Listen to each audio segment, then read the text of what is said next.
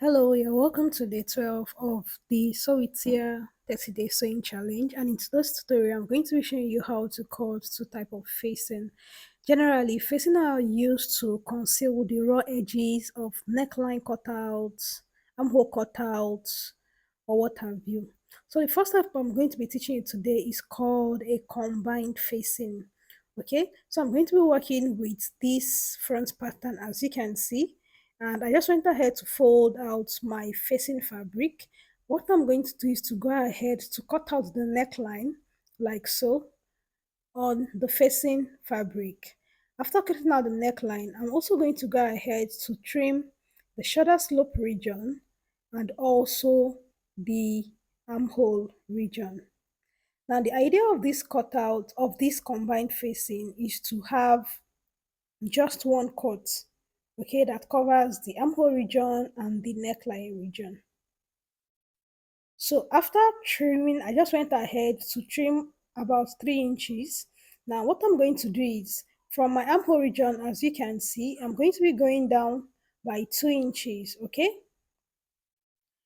Okay, I'm going to come down by 2 inches because that is the length I want. Then from the mid neckline, I came down by 2 inches, okay? And I'm going to be creating a curve along that point so that this particular facing can sit well when I'm done sewing. I'm just going to go ahead to make a curve now. You can decide to do any shape for this, just a shape that is going to make it relax well. So I just went ahead to connect the side 2 inches we came down and the mid neck 2 inches we came down by. And I'm just going to go ahead to trim out the excess I don't want. So this is what we have for our combined facing. So I'm just going to go ahead to spread this, and as you can see, you have the neckline over there, then you have the armhole covered. Now you could use this particular facing for your sleeveless gown, sleeveless top, and it's always going to give you a neat finish.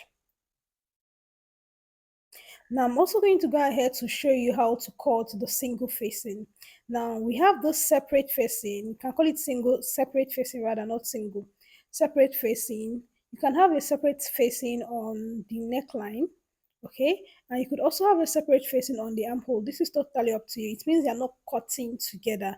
Now this is the one that is quite common. A lot of people do use this, okay? Especially if you are going to be fixing a sleeve in your top or your gown. So I just went ahead to fold my facing fabric as you can see me do. Then I made sure the center front is on a folded edge, and I went ahead to trim the neckline as you can see. So from that neckline, after trimming, I'm going to be marking 2 inches as you can see from the mid neckline, and I'm going to take these 2 inches until I get to where the shoulder slope is. And after marking that, I'm just going to go ahead to cut this out. And this is how you can go ahead to cut facing for your armhole region, any region where you want to fix your facing.